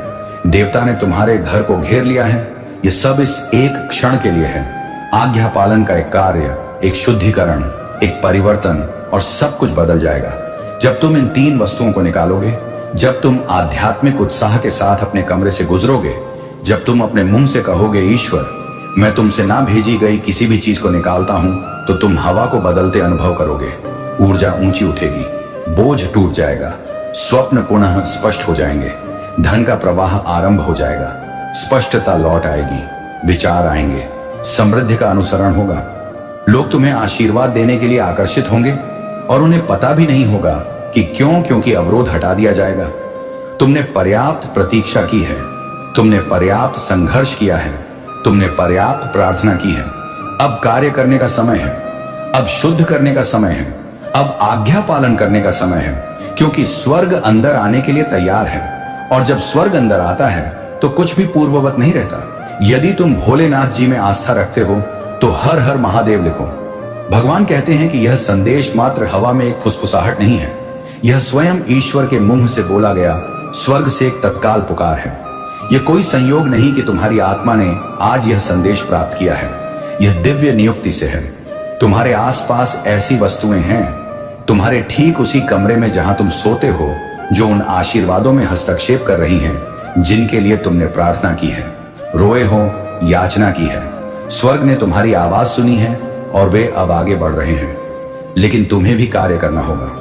भगवान अब तुम्हारे सामने खड़े हैं, विश्राम के दूत के रूप में नहीं, बल्कि एक शक्तिशाली रक्षक के रूप में जो चेतावनी देता है और उजागर करता है। वह कहते हैं यह गहन है, यह मजाक नहीं, यह प्रतीकात्मक नहीं, यह शाब्दिक है। शुक्रवार से पहले इन 2 वस्तुओं को अपने कमरे से निकाल दो और फिर तीसरी पर ध्यान दो। हाँ, वही जो तुम्हारे धन को रोक रही है। तुम्हारी प्रार्थनाएं व्यर्थ नहीं गई, आधी रात की पुकारें अनसुनी नहीं रही। हर बार जब तुमने शांत में छत की ओर देखा और सोचा कि ईश्वर कुछ क्यों नहीं बदल रहा, उसने इसे सुना, उसने पीड़ा अनुभव की और अब सत्य की भावना तुम्हारे मार्ग पर उतर आई है, क्योंकि तुम्हें इस आध्यात्मिक धुंध से ऊपर उठने के लिए चुना गया है। लेकिन तुम्हारा परिवेश महत्वपूर्ण है। तुम्हारा वातावरण तुम्हारी आत्मा की तरंग को प्रभावित करता है। भगवान अतिरंजित नहीं कर रहे, वह रूपक में नहीं बोल रहे हैं। तुम्हारे कमरे में 2 वस्तुएं हैं और संभवतः एक तीसरी भी, जिसमें ऐसी ऊर्जा जुड़ी है जो तुम्हारी नियति के लिए नहीं थी। किसी ने तुम्हें एक बार कुछ ऐसा दिया जिसमें छिपी शक्ति थी। किसी ने एक बार तुम्हारे परिवेश में कुछ रखा और कहा कि यह तुम्हारे हित के लिए है, लेकिन उनका इरादा द्वेष, गोपनीयता, छिपे अभिशापों के रूप में उपहारों में ढका था। भगवान इसे पढ़ते समय तुम्हारे कमरे में खड़े हैं। चाहे तुम इसे आधी रात में पढ़ रहे हो या सुबह की रोशनी में वह पहले से वहां है। हवा शांत लग सकती है, कमरा स्थिर हो सकता है, लेकिन उसके पंख तुम्हारे वातावरण को स्पर्श कर रहे हैं। वह उस स्थान में हर चीज का परीक्षण कर रहा है और अपनी आवाज में ज्वाला के साथ वह निर्देश देता है। शुक्रवार से पहले 2 वस्तुओं को निकाल दो और संकोच ना करो। तीसरी वस्तु, वह चीज तुम्हारे धन को बांध रही है। यह एक अवरोध है, एक आध्यात्मिक ताला है जिसने तुम्हारी समृद्धि को दबा दिया है। जिस पल तुम इसे निकालोगे, तुम परिवर्तन अनुभव करोगे। इसे आगे देखें। इस संदेश में कुछ ऐसा है जो तुम्हारे जीवन में प्रचुरता को प्रकट करने में सहायक होगा। मेरा प्रिय भक्त, मैं हूं भोलेनाथ, तेरा संरक्षक, तेरा साक्षी, तेरा सर्जक। मैं समझता हूं कि तू लंबे समय से मौन रहा है। तेरे आंसू अब सूख चुके हैं। तेरा धैर्य एक मजबूत पहाड़ की तरह बन गया था, जहां तूने हर दर्द की आंधी सहन की। तेरे प्रतीक्षा के हर लम्हे को मैंने महसूस किया है। तू सोचता रहा कि क्या मेरी प्रार्थनाएं पहुंच रही हैं, क्या मेरी खामोशियों की कोई प्रतिध्वनि है। और आज मैं खुद अवतरित हो गया हूं तुझसे कहने के लिए कि अब तेरे धैर्य की परीक्षा पूरी हो चुकी है। अब वह पल आ पहुंचा है जब मैंने तेरे भाग्य को अपने हाथों से नया रूप दे दिया है। हर वह वस्तु जो तू सच्चे मन से चाहता है, अब कोई बाधा तेरी किस्मत को रोक नहीं पाएगी, क्योंकि अब मैं खुद तेरे जीवन की दिशा बदल रहा हूं। तू कभी अकेला नहीं था। जब तू रातों में जागकर दुखी होता था, मैं वहीं तेरे पास बैठा था। जब तूने बिना शब्दों के आकाश की ओर नजर उठाई, वो मेरी ही दिशा में था। जब लोग तुझसे अलग हो गए, मैंने तुझे और निकट कर लिया। और जब तूने हार स्वीकार कर ली थी, तब मैंने तेरे भाग्य को फिर से गढ़ा था। अब वह द्वार बीत चुका जब तू सिर्फ सहायता रहा।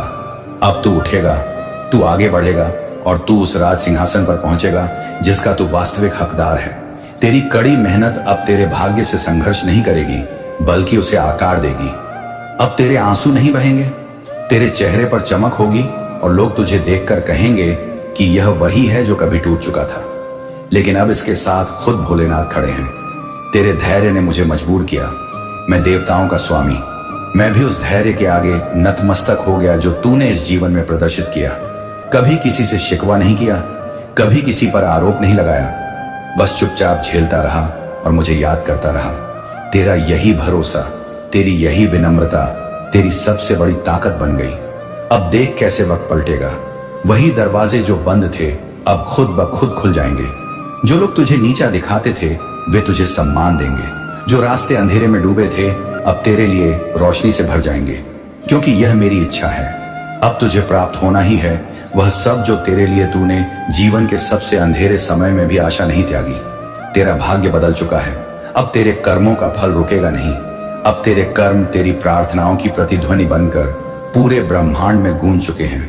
मेरे प्रिय बच्चे, धन्य हो, तुम्हारा भाग्य खुल गया। एक साथ 3 बड़ी सुख प्राप्त होने वाला है। मेरे प्रिय बच्चों, आज भगवान भोलेनाथ ने तुम्हारे मनोकामना पूरी कर दिया है। मेरे प्रिय बच्चे, भगवान भोलेनाथ अपने भक्त को हमेशा खुशखबरी देना चाहते हैं। लेकिन मेरे प्रिय बच्चे, इन सारे छोटे छोटे समस्याओं को कट करके भगवान भोलेनाथ अपने आशीर्वाद तुम तक जरूर पहुंच जाएंगे।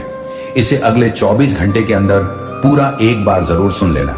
यह संदेश तुम्हारे भविष्य को उजागर रखने की पूरी शक्ति रखती है। मेरे प्रिय बच्चों, आज तक तुमने बहुत कुछ देखा और बहुत खुश सुना होगा। कई बार तुम्हें बहुत कुछ मिलते मिलते रुक गया है, लेकिन आज ऐसा नहीं होने वाला है। तुम्हें यह खुशखबरी मिलकर ही रहेगा। यह स्वयं भगवान भोलेनाथ का आशीर्वाद है। मेरे बच्चे, तुम्हारे ऊपर महादेव का आशीर्वाद हो रहा है, जिससे तुम्हारे घर में खुशियां अब आने वाला है। तुम्हारे घर में बच्चों की किलकारियां गूंजने वाला है। तुम्हारे वह सारा सपना सच हो गया जो तूने कभी सोचा था। तूने कभी सोचा था, दूसरों को देखा था कि मैं भी एक दिन ऐसा कुछ करूंगा, और सारी चीज तुम्हारी महादेव सुन रहा था। और अब उसे समय आ गया कि तुम्हें महादेव खुश करने वाला है। महादेव की कृपा तुम्हारे ऊपर सदैव बने रहे। इसके लिए एक लाइक करके हर हर महादेव टाइप अभी करें। और महादेव के सच्चे भक्त जो भी है इस चैनल पर पहली बार आए हैं, वह चैनल को जरूर सब्सक्राइब कर लें। आपसे तुम्हारी समय, तुम्हारे तकदीर तुम्हारे साथ चलेगा, और तूने जो जो चीज सोचे थे अपने मन में, वह सब तुम्हें प्राप्त हो जाएगा। मेरे बच्चे, महादेव का आशीर्वाद बहुत शक्तिशाली है जो तुम्हें दुनिया के हर सुख दे सकता है। मेरे बच्चे, तुमको भी निराश मत हो। तूने बहुत बुरे दिन भी देखे हैं। मुझे पता है तूने बहुत कष्ट झेला है। मेरे बच्चे, मैं सब जानता हूं और तेरी परीक्षा पूरा हो गया।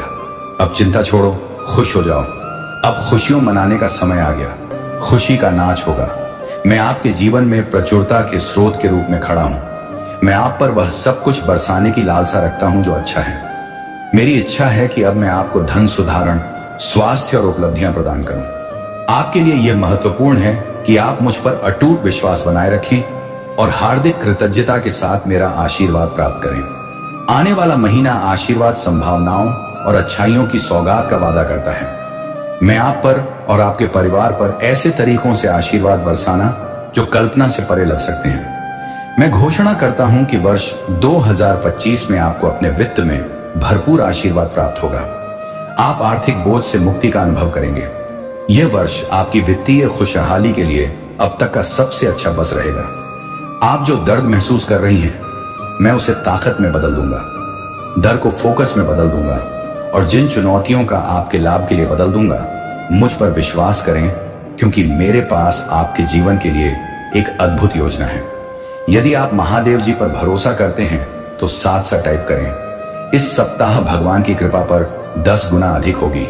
जब महादेव जी आपके पक्ष में खड़े होते हैं, उसके चमत्कारों को निर्विवाद वास्तविकता के रूप में देखते हुए आप एक जीवित प्रमाण के रूप में विकसित होंगे, जो संभव हो जाता है। आपके बताने से पहले ही मुझे आपकी जरूरत का अंदाजा हो जाता है। इस प्रकार महादेव जी के नाम पर आपकी सभी आवश्यकता पूरी करें। मैं तुम्हें हर उसे कारक से मुक्ति दिलाने की प्रक्रिया में हूं जो तुम्हें नीचे खींच रहा है। मैं आपके जीवन को विपत्ति आपसे दूर ले जा रहा हूं, इस उपचार, आराम और उसे प्रचुरता की ओर ले जा रहा हूं जिसकी कोई सीमा नहीं है। भरोसा रखें कि मेरे पास आपके स्वास्थ्य को बहाल करने और आपके शरीर को ठीक करने की शक्ति है। भरोसा रखें कि मैं आपकी परिस्थितियों को नया आकार दे सकता हूं और आपको बहुत सफलता दिला सकता हूं जिसकी आप तलाश कर रहे थे। प्यारे बच्चे, इस वर्ष आपके प्रयास और आकांक्षाएं फल खुलेगी। आपके रिश्ते हो, वित्त, स्वास्थ्य और व्यावसायिक उपक्रम ऊपर आशीर्वाद बरसेगा। मैं गारंटी देता हूं कि यदि आप इस वीडियो को अंत तक देखते रहेंगे तो 2025 के अंत तक आप करोड़पति बन जाएंगे। इस सप्ताह प्रचुरता के निरंतर प्रवाह की उम्मीद करें, क्योंकि आप अप्रत्याशित आशीर्वाद, स्नेह और समृद्धि ना रुके, आपकी ओर अपना रास्ता बना रही है। महादेव जी कह रहे हैं, आपका परिवार एक नई शुरुआत के कगार पर है। आपके परिवार की चिंताओं, निराशा, वित्तीय समस्याओं के दिन दूर हो जाएंगे और जल्द ही इसकी जगह खुशी, समृद्धि और अप्रत्याशित चमत्कार आएंगे। आपके लिए खूबसूरत और बेहद दिलचस्प खबर होने वाली है। यह व्यक्ति आपको नया घर देने वाला है। आपके महादेव जी आपको एक नई और बहुत शांतिपूर्ण जगह पर ले जाना चाहते हैं। मेरे प्रिय बच्चे, आपका प्रेम एक सरल, सच्चा, बहुत ही अलौकिक प्रेम है। जी हाँ मेरे बच्चे, आप दोनों के ऊपर मेरी सदा के लिए कृपया दृष्टि बनी रहती है। मेरे प्रिय बच्चे, आपका प्रेम आपसे दूर नहीं रह पा रहा है। वह तुम्हें मिलकर क्या कुछ कहना चाहता है, वह बीते कल में हुई। तुम दोनों के बीच कुछ गलत फहम हो के कारण अगर तुम दोनों अभी के लिए दूर भी हो गए थे, तो वह इस बात से क्या कुछ समझ रहा है या अपने मन के विचार को वह तुमसे क्या कहना चाह रहा है या अपने मन के विचारों को वह तुमसे कहना चाहता है। मेरे प्रिय बच्चे, इन सभी सुनकर जाना। मेरे प्रिय बच्चे, इस संदेश को बीच में छोड़कर जाने की भूल बिल्कुल भी मत करना, नहीं तो मेरे बच्चे आप बहुत बड़ी मुसीबत में भी फंस सकते हो। मेरे प्रिय बच्चे, आने वाला कल आप दोनों के लिए बहुत ही चमत्कारी होने वाला है।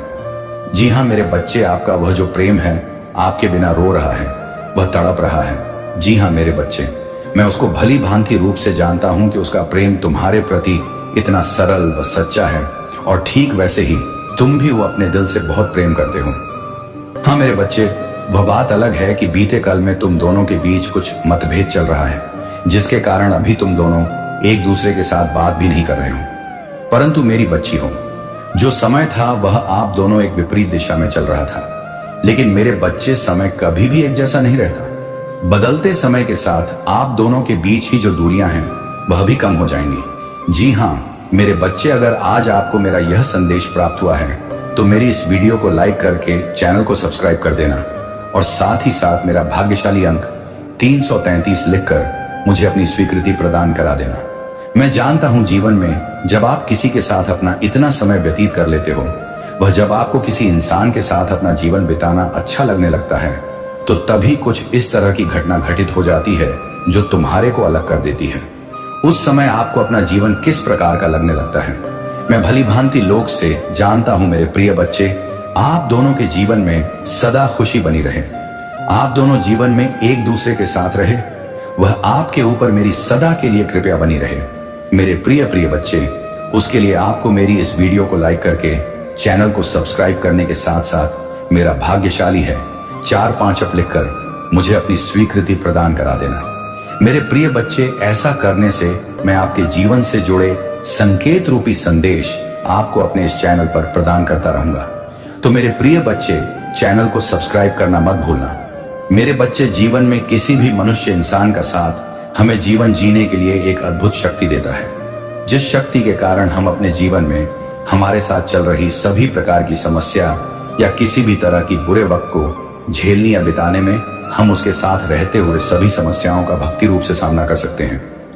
मेरे बच्चे, जीवन में यह जो आपके साथ समय चल रहा था, यह एक बहुत चिंता का विषय है, जिसकी वजह से तुमने अपने जीवन में बहुत परेशान हो रही थी। इतने परेशान कि तुमने अपने मन को नकारात्मक विचारों में गलत फहमियों से घेर लिया था। मेरी बच्ची, जिसको लेकर तुम अपने जीवन में इतनी दुखी हो रहे हो, वह इंसान या मनुष्य तुम्हारे बिना नहीं रह पा रहा है।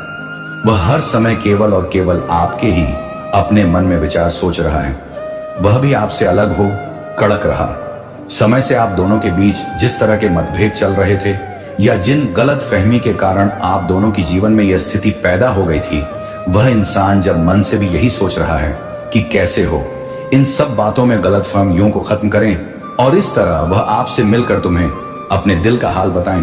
मेरी बच्ची, सत्य यह है कि वह इंसान या मनुष्य तुम्हारे बिना नहीं रह पा रहा है। उसका भी तुम्हारे बिना मन नहीं लग पा रहा है। वह भी अपने जीवन में दुखी हो रहा है और केवल आपके लिए सोच रहा है। वह भी तुम्हारी तरह सोच रहा है कि अब जीवन में क्या होगा, जब किस तरह तुम दोनों के बीच की यह सब गलतफहमी दूर होगी। क्योंकि मेरे बच्चे, वह भी आपसे अत्यधिक प्रेम करता है। वह आपके बिना अपना जीवन नहीं बिता सकता। अब उसने यह निर्णय ले लिया है कि वह शीघ्र आपसे मिलेगा और मिलकर तुम दोनों के बीच चल रहे इस मतभेद को खत्म करेगा।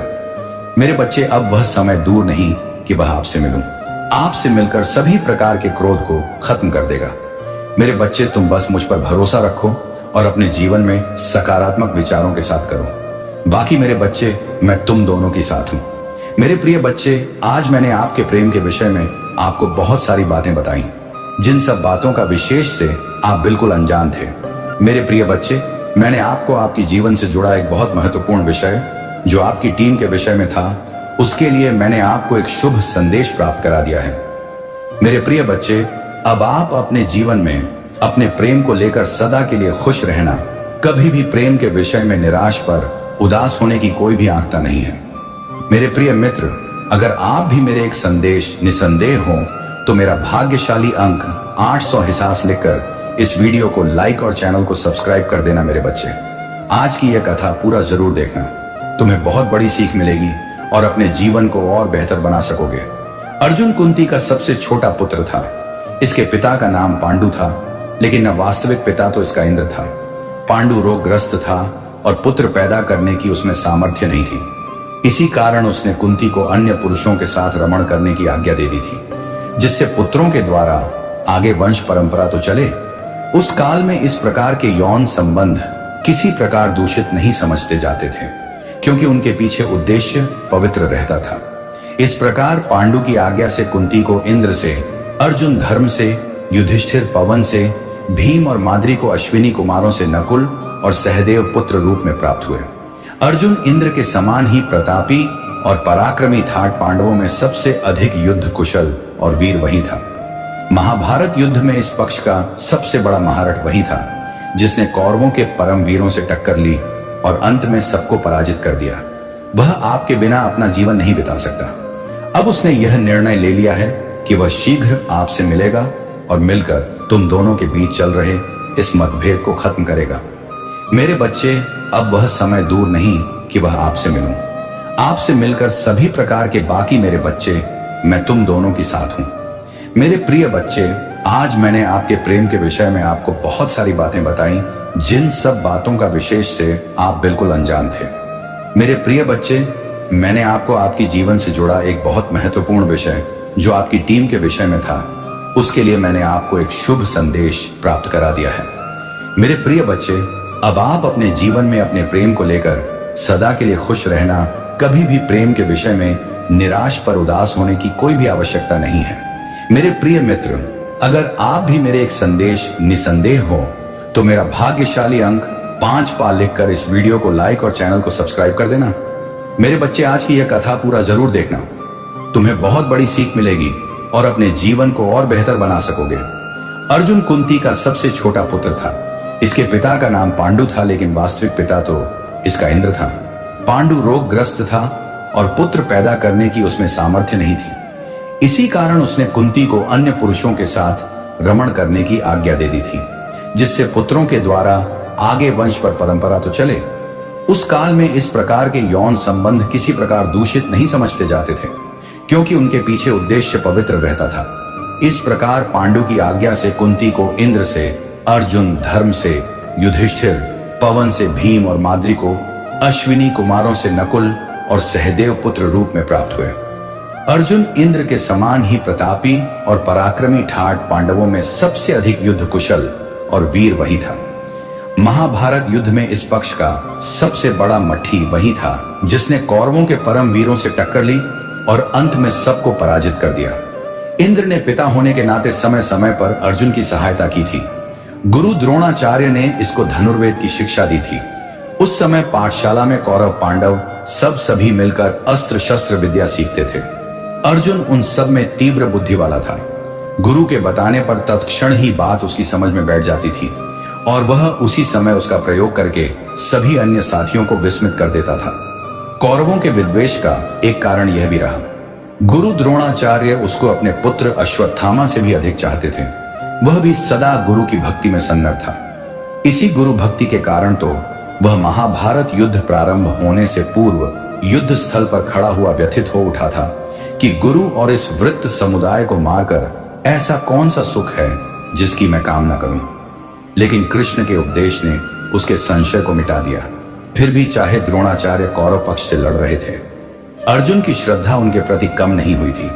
जब भी वह गुरु के सामने जाता था, उनको प्रणाम करता था और आशीर्वाद प्राप्त करने की इच्छा करता था।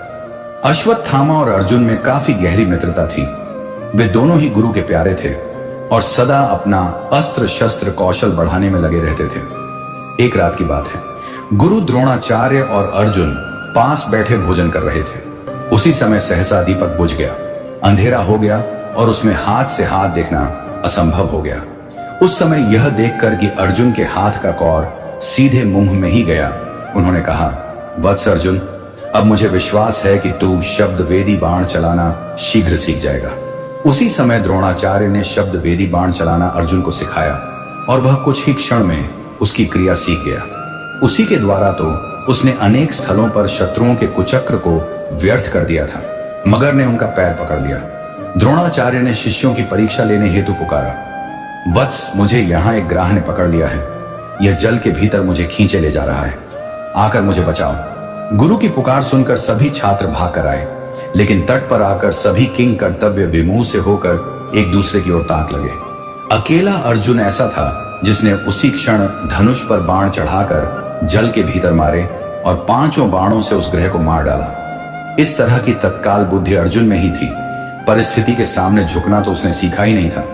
कैसा भी बड़े से बड़ा संकट आने पर वह चुनौती देकर खड़ा हो जाता था और कभी अपने जीवन तक की चिंता नहीं करता था। उसके समान साहसी और बुद्धिमान शायद ही दूसरा कोई था। धनुर्विद्या में अर्जुन ने जो अद्वितीय कौशल प्राप्त कर लिया था, परिचय हमें द्रौपदी स्वयंवर के समय भी मिलता है। राजा द्रुपद की पुत्री द्रौपदी का स्वयंवर होने वाला था। देश विदेश से महापराक्रमी क्षत्रिय कुमार राजकुमारी का वर्ण करने की इच्छा से आए हुए थे। उस सम पांडव वनवास का समय काट रहे थे। उन्हें भी जब स्वयंवर का पता चला तो कौतूहलवश वे भी द्रुपद की नगरी में आ पहुंचे। शर्त यह थी कि जो कोई योद्धा स्तंभ के ऊपर घूमती हुई मछली की आंख को नीचे तेल में उस मछली की परछाई को देखकर वेद देगा, उसे ही द्रौपदी अपने पति के रूप में स्वीकार कर लेगी। स्वयंवर मंडप में उपस्थित सभी योद्धाओं ने अपना अपना कौशल दिखाया, लेकिन कोई भी उस आंख को नहीं वेद पाया। कौरव भी वहां उपस्थित थे। वे भी प्रयत्न करने के पश्चात लज्जित होकर अपने अपने स्थान पर आ बैठे। जब सभा में चारों ओर निराशा व्याप्त हो गई तो कर्ण ने उठकर अपना बाण उस मछली की आंख के लिए साधा और वह वीर निश्चित ही उसको वेद देता। लेकिन सूत पुत्र होने के नाते उसको क्षत्रिय कन्या के साथ विवाह करने का अधिकार नहीं दिया गया। सभा में चारों ओर उसके विरुद्ध स्वर उठने लगे। स्वयं द्रौपदी ने ही उसका सूत पुत्र कहकर तिरस्कार किया था। किसी को भी यह पता नहीं था कि यह कर्ण भी क्षत्रिय पुत्र है, क्योंकि सूत ने उसको पाल पसकर बड़ा किया था। इसलिए यहीं तक का ज्ञान सबको ठाट कर्ण अपने मन में घुटकर बैठ गया।